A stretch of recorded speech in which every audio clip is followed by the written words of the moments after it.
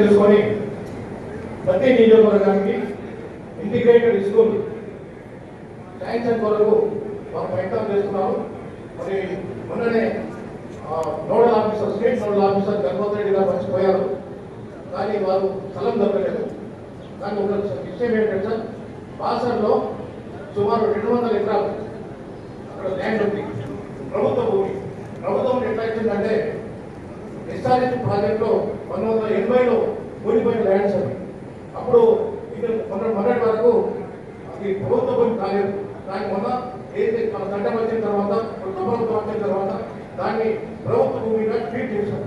మన దాంట్లో నుంచి ఒక 20 ఎకరాల ల్యాండ్ మరి మనకు ఎస్ఆర్ఎస్ ద్వారా మనకి ఇస్తే, ప్రభుత్వానికి ఇస్తే ఇంటిగ్రేటెడ్ స్కూల్కు, అది మంచి స్కూల్, అన్ని వర్గాల వారికి, అన్ని కాలేజెస్కు వారికి అవకాశం ఉంటుంది. వాళ్ళకి తప్పకుండా శాంక్షన్ చేయాలని దానికి మరి కొన్ని మండలాలు సెలెక్ట్ చేశారు.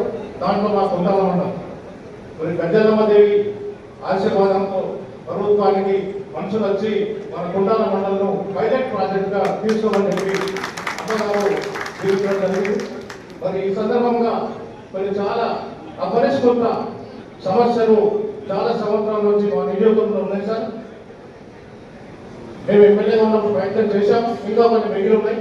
ముఖ్యంగా గత ఒక 5-10 సంవత్సరాల నుంచి ఈ ఏరియాలో ల్యాండ్స్, రైతుల భూములు ప్రభుత్వం కొన్ని మెడిసి పనుల కోసం, ప్రాజెక్ట్స్ కోసం, రోడ్స్ కోసం తీసుకోవడం జరిగింది. దాంట్లో మరి సపోజ్ ఒక రైతుకు 5 ఎకరాలు పట్టేదారు, దాంట్లో అక్వైర్ చేసింది ఓన్లీ 2 acres. కానీ 2 acres ప్రభుత్వం రాయాలని మరి వాడే రికార్డులో ఆ 5 acres కూడా రాసేశారు.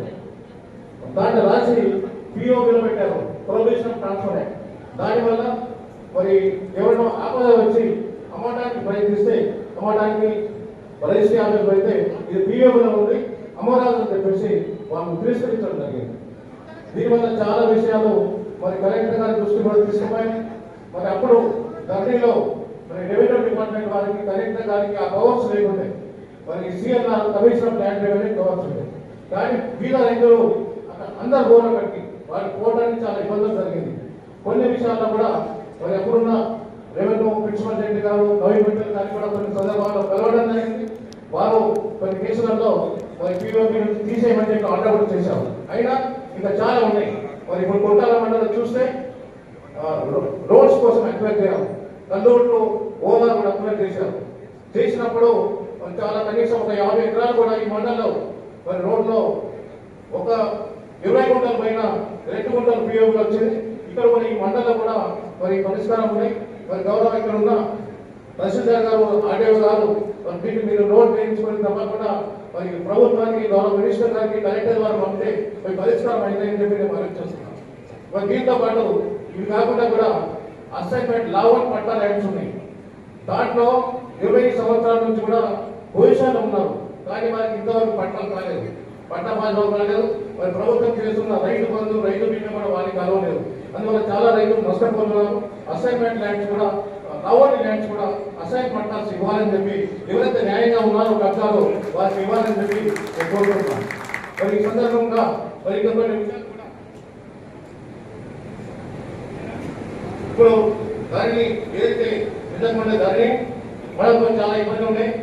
అప్పీల్ పోయి మనకు అవసరం లేదు, ట్యాక్స్ లేకుండా ఓన్లీ మరి కలెక్టర్ గారు, ఆ కలెక్టర్ గారు కూడా కొన్ని లిమిటెడ్ పవర్స్ ఉంటాయి. వాళ్ళు రాష్ట్ర ప్రభుత్వానికి పంపడం జరిగింది. మరి ఇప్పుడు అప్పీల్ ప్రొసీజర్ చేశారు. దీంట్లో తహసీల్దార్ గారు ఏమైనా తక్కువ నిర్ణయం తీసుకుంటే అప్పీల్ పోవచ్చు, ఆర్డీఓ దగ్గర, కలెక్టర్ గారి దగ్గర అప్పీల్ పోవచ్చు. ఇక్కడనే పరిష్కారం అవుతుంది. మరి దూరం పోయే అవసరం లేదు, కోర్టు పోయే అవసరం లేదు. ఒకవేళ కలెక్టర్ గారి దగ్గర కూడా పరిష్కారం కాకపోతే అప్పుడు కోర్టు పోయే పరిష్కారం కూడా అక్కడ జరుగుతుంది. మరి ఈ సమస్యలు కూడా మరి ఏదైతే ఇందులో ఇప్పుడు కొత్తగా చేశారో మరి భూమాత చేశారో అది మన రైతులకు చాలా ప్రయోజనం. మరి ఎన్నో నెలలు కష్టపడి చర్చించి గౌరవ ముఖ్యమంత్రి గారు, మరి క్యాబినెట్ మినిస్టర్స్, ప్రత్యేకంగా మన రెవెన్యూ శాఖ మంత్రి పొంగులేటి శ్రీనివాసరెడ్డి గారు కూర్చొని దీనిపై డిస్కస్ చేసి మరి ఈ చట్టం తెచ్చారు. ఇది రైతులకు చాలా ప్రయోజనకరం ఉంటుంది. దాన్ని మనమందరం కూడా ఉపయోగించాలని చెప్పి ఆలోచిస్తున్నాం. అది కాకుండా ఇప్పుడు గుండాల మండలం పెట్టారు. దూరు నుంచి అన్ని మండలాలు కూడా ఈ సభలు జరుగుతాయి. అక్కడే గ్రామాల్లో మనం పరిష్కరించుకోవచ్చు అని చెప్పి మీ అందరూ కూడా ఆలోచిస్తున్నాం. ఇంకోటి సార్,